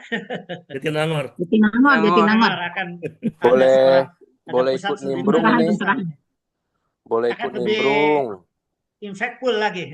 Ya, boleh ikut nimbrung. Boleh, Prof. Prof. Harun. Ya. Walaupun saya terlambat, maaf tadi. Assalamualaikum Kang Didin, kawan-kawan semua, tapi Waalaikumsalam. Saya menangkaplah diskusinya gitu ya. Ya Kang atau Mas apa nih, Kunto Wijoyo memang pemikir yang belum ada yang melanjutkan pemikirannya, menurut saya. Memang sangat fundamental lah ya, bottom up gitu ya, apalagi tentang keilmuannya. Tapi lepas daripada itu, kita kan dalam realitas yang kaget-kagetan ini, melihat perkembangan bukan hanya di Indonesia, tapi juga di negara-negara lain gitu ya.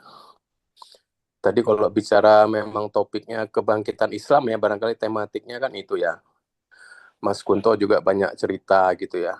Tapi pembahasan tentang ini kan udah terlalu panjang ya. Waktu itu kalau nggak salah abad ke-15 gitu ya kalau nggak salah. Sekarang udah abad keberapa ya? Udah. Kalau kita lepas ke dunia Islaman yang notabene definisinya juga nggak ada. Tapi saya sih melihat garisnya itu bahkan bukan di Indonesia, maka bahkan di luar negeri malah lebih Islamis. Mungkin juga top down barangkali. Para pemimpinnya itu mulai banyak yang Muslim terpilih ya. Walaupun di kota yang banyak bukan Muslim ya. Baru-baru ini kita saksikan, saya juga nggak tahu, mungkin ya dia Muslim lah tentunya ya. Imam Dhani ini yang di New York ya. Ya. Tentu, tapi kan itu aliran Islamnya lain. Tapi saya nggak tahu. Tapi saya nggak bahas itu. Tapi intinya memang melawan tadi namanya sekularisme ataupun memang by design ya oleh kalau Andrew Tate bilang tuh matrix gitu ya. Jadi memang kita di-create demand yang nggak perlu gitu ya. Sehingga dengan iklan segala rupa kita kehilangan diri lah. Cerita sekuler kan seperti itu. Tapi intinya saya melihat positif kok, Kang. Yeah. Perkembangan secara nilai ya. Walaupun di Indonesia kok mungkin 50-50 ya. Malah saya sedih gitu. Mungkin ya penurunan, termasuk ex-menteri agama gitu ya. Sampai sekarang nggak nongol di KPK ya. Belum nongol-nongol ya. Tentang skandal haji gitu ya. Ini kan contoh buat adik-adik ini jadi jelek gitu ya. Malu, saya sendiri juga malu sebagai Muslim di Indonesia tidak berani tampil untuk mempertanggungjawabkan. Jadi itu kan nilai sekali ya. Semua orang juga komplain dalam pertemuan kecil kita anggap seperti itu, banyak yang curhat kok seperti itu sih gitu ya. Walaupun kita mengerti latar belakangnya. Kemudian yang mau saya sampaikan juga, wallahu alam, Allah punya rencana yang lain gitu ya tentang kebangkitan ini. Dan memang saya telusuri itu lewat suka nggak suka, lewat migrasi, lewat imigran. Jadi kalau kita lihat juga mungkin di Amerika, di Eropa, umumnya ya migran. Jadi migran yang kebetulan ayahnya migrasi, dia udah generasi kedua, ketiga, lama-lama jadi pinter gitu karena sekolah. Ya dia jadi orang pinter, sesama temannya, ya otomatis gitu ya. Suka nggak suka, jadi udah sebagian muncul masuk ke partai politik. Saya malah optimis, memang ada rencana Tuhan, apalagi memang kita ada keimanan ya yang mengatakan ya di akhir zaman tentunya gitu ya akan jaya kembali. Tapi memang kita nggak akan berubah kalau kita sendiri tidak mau merubah. Jadi saya malah melihat satu kebalikan, malah di Indonesia kok malah mundur gitu.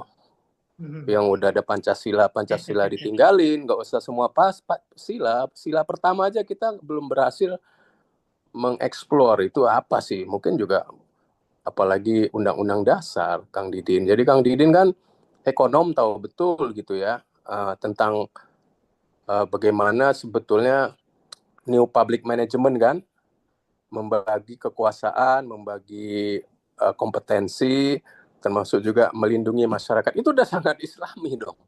Affordability. Tapi bukan hanya di Indonesia, di luar negeri pun ya susah dicari contoh yang bagus penerapannya. Kecuali ada konsep namanya musyawarah kan, Kang Didin. Jadi saya pikir ya nilai-nilai musyawarah itu kok malah lenyap gitu ya. Apalagi dengan medsos sekarang musyawarahnya lewat jempol gitu kan. Jadi saya bingung gitu kalau Kang Didin tadi teman-teman mungkin saya melihatnya seperti itu. Saya tetap optimis, bahkan Cina, malah saya kadang suka bercanda ya. Bisa jadi Imam Mahdi nanti datangnya dari Cina. Karena terbukti dia udah punya segalanya. Ilmu pengetahuan, teknologi, walaupun kita tahu mungkin nanti katanya dari Madinah ya. Ini untuk sekedar bercanda atau dari Syam. Tapi dengan kekuatan mereka sekarang bisa jadi, ya kan ada Muslim juga di Cina ya, kita nggak tahu ya. Untuk ini aja merangsang diskusi gitu, karena dia paling top sekarang. Suka nggak suka gitu. Dimanapun, apalagi ke Timur Tengah, Afrika, bahkan di kita udah dari ujung kaki sampai ujung rambut udah dikuasai produk Cina gitu ya, dan lain-lain. Masya Allah nih bisa jumpa Kang Didin. Kita juga bareng di mana tuh, di Ya, KDM ya, bagaimana KDM. menjaga Iya, iya, KDM. iya. Tapi ini kan juga satu fenomena ya, Betul. KDM ini. Ya. Apakah ada unsur kejawen apa namanya, wiwitan atau apa dengan Islam? Tapi kan kita mau menjaga aja biar lurus. Itu juga nggak gampang, Kang Didin. Ya. Yang dekat kita ini. Nuhun. Ada Terima satu kasih lagi banyak kalau ada. Mas Harun untuk masukannya. Jadi sebenarnya di kolom chat banyak banget ya Prof, tapi mungkin bisa ambil satu aja ya Prof ya, karena Ya, mumpung waktu sudah satu nggak lagi aja ada. waktu soalnya. Iya Prof. Yang di Ini chatting tuh, di dari chatting kali ada. Ya, Bunda. Ini dari Pak Dodi, Prof. Pertanyaannya seperti ini, Prof. Assalamualaikum warahmatullahi wabarakatuh. Menurut Kunto Wijoyo, ada 3 pilar utama dalam ilmu sosial profetik, yaitu humanisasi, liberasi, dan juga transendensi. Mohon diterangkan lebih lanjut pengertian dan cara kerjanya, serta bagaimana relevansinya dengan strategi dan taktik memajukan peradaban kaum muslim kontemporer. Wassalamualaikum warahmatullahi wabarakatuh. Berikut pertanyaannya, Prof. Apakah Prof mau langsung menjawabnya? Baik. Mungkin ini terakhir karena sebentar lagi maghrib ya. Terima kasih ini Pak sahabat nih Pak Harun Al-Rashid. Terakhir ini sudah berapa bulan ya Pak kita interaksi di apa namanya era baru Jawa Barat ya. Membicarakan KDM. Ya, nah jadi hampir sama sebenarnya Profesor Harun Al-Rashid dengan saya ini melihat persoalan di Indonesia terutama eh, dan dunia juga. Jadi justru di dunia Barat sekarang agak lebih menarik ya. Ada fenomena Mamdani di New York yang akan bulan depan ini akan pemilihan pemilunya ya. Kemarin kan primary di Partai Demokrat yang menang ya. Padahal New York itu adalah dominasi Yahudi. Jadi sekarang udah nggak peduli karena memang Zionisme itu musuh agama semua termasuk Yahudi. Sehingga Mamdani dengan pernyataan yang akan menangkap Netanyahu kalau masuk New York, nggak malahan dia populer dan terpilih di primary Partai Demokrat. Jadi kita lihat ya, kalau dia menang kayak apa, karena kemudian Trump juga tidak berhasil mendelegitimasi. Siapa tahu dia adalah the next Barack Obama ya. Jadi apa namanya? Kalau saya lihat lepas dari ini gejala namanya post truth ya akibat dari medsos digitalisasi sehingga orang-orang tidak serius lagi berdebat sekarang tentang substansi. Kalau lihat perkembangan yang terjadi di era medsos dan post truth itu ada pro kontra terhadap berbagai isu yang sifatnya teknis ya kadang remeh-temeh kadang-kadang. Nah, tetapi saya ingin ingatkan tadi tentang komitmen PBB dari MDGs, Millennium Development Goal, yang diperluas menjadi SDGs, Sustainable Development Goal, yang 17 program komitmen resmi PBB. Bahkan Amerika dianggap yang paling tidak comply, tidak taat. Lalu muncullah namanya Happiness Index, Islamicity Index, yang juaranya itu adalah Finlandia, gitu. tapi ada Bhutan yang akan dipelajari oleh PBB dan bisa menimbulkan paradigm dunia. Bagaimana pembangunan PAN itu socially, economically, dan ecologically itu sound terhadap sustainable principle itu. Ini adalah kemenangan Islam gitu, secara substansi di dunia global menurut saya. Sehingga melihat Amerika itu sekarang menjadi negara yang paling tidak comply terhadap SDGs, terhadap Paris Agreement, Tokyo punya prinsip ekologi ya yang ini. Jadi Amerika lagi declining secara ekologi, struktur ekonominya itu adalah energinya kotor, industrinya merusak ozon.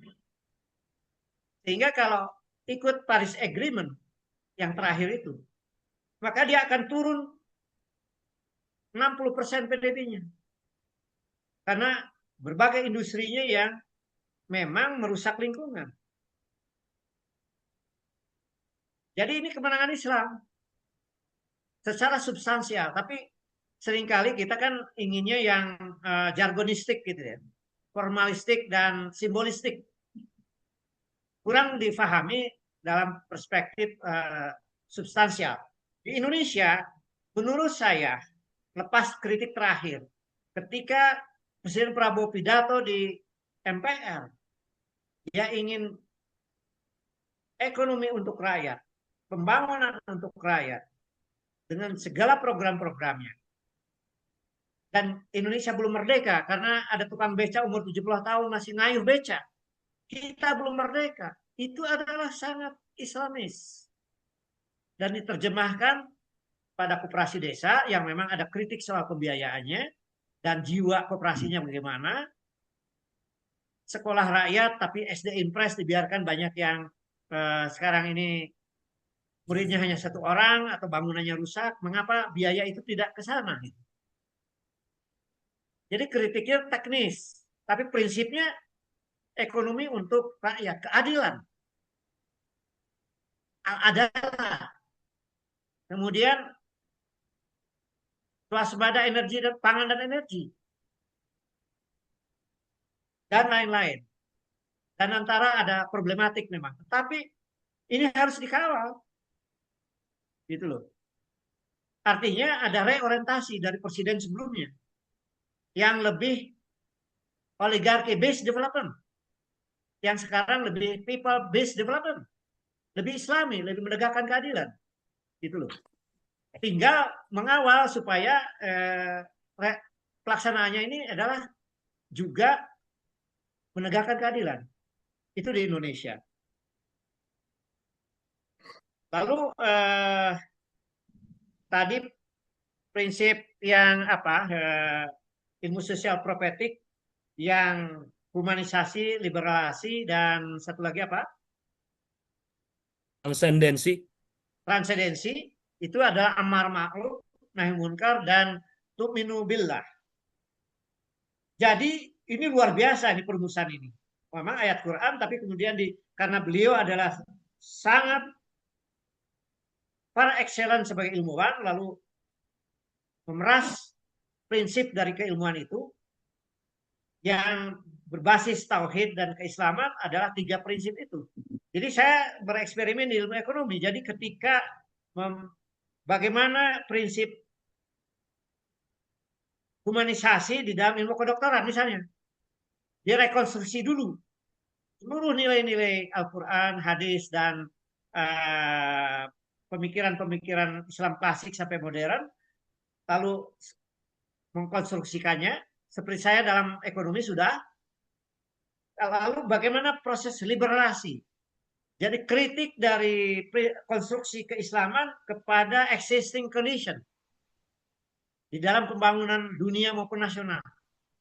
Yaitu pembebasan manusia dari ketidakadilan. Seperti apa? Tapi di konstruksi secara keilmuan di berbagai bidang. Saya bidang ekonomi, di bidang sosiologi, di bidang medical, di bidang pendidikan.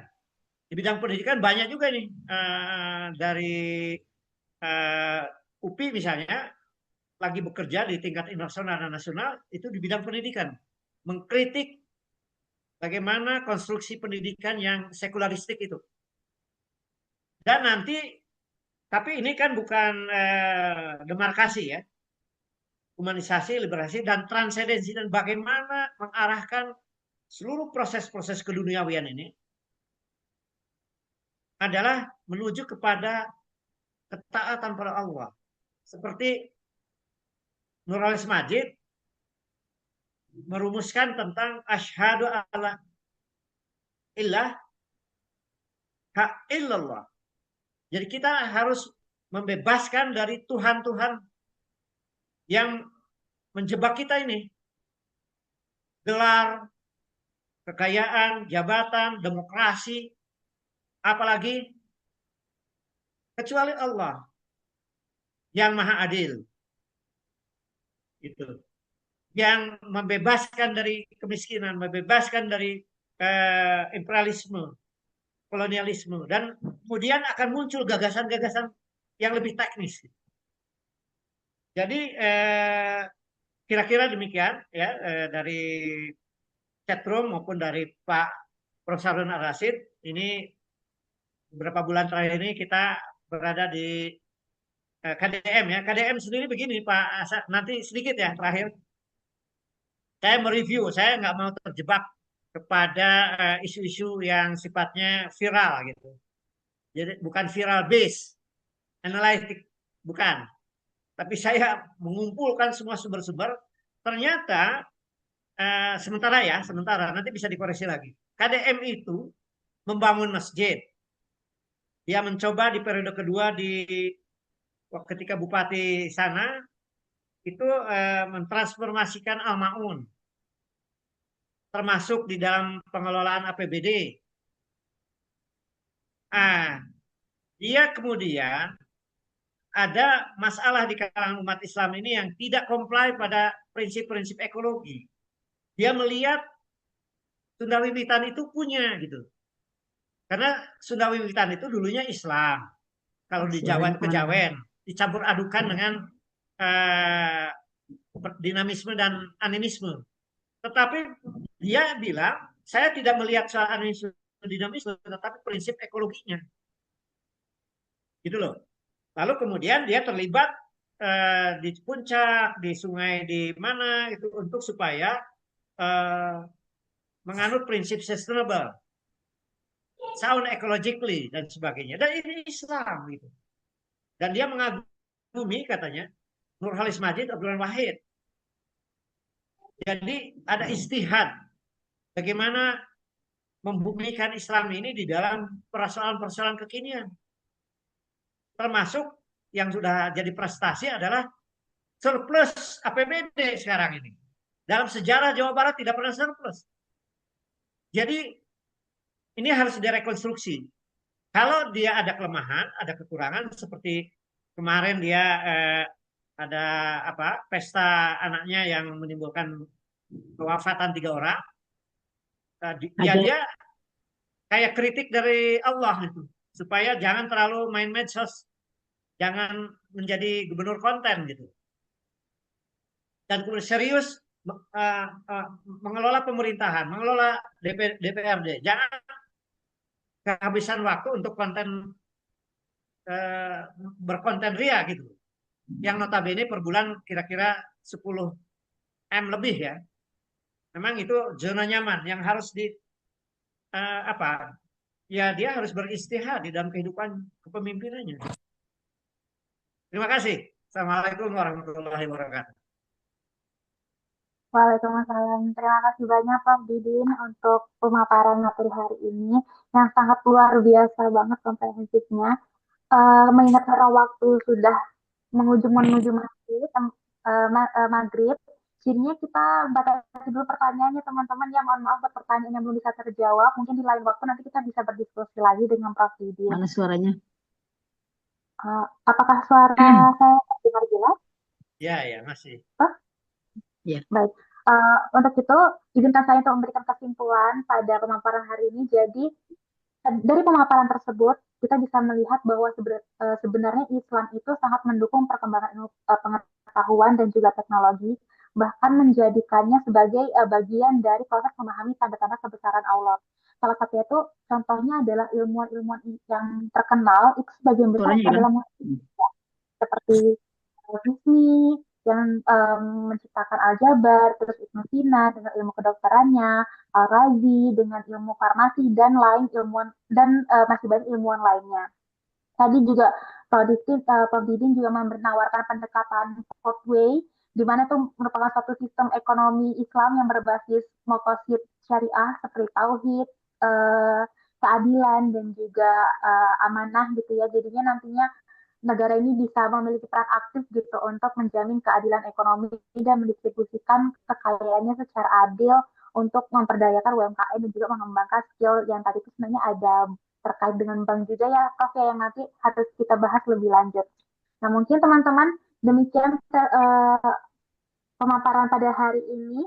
Mohon maaf apabila ada kekurangan dari saya dan terima kasih juga untuk Prof. Didin sudah memberikan pemaparan yang sangat jelas banget dan menjawab semua pertanyaan dari sahabat-sahabat pada sore hari ini.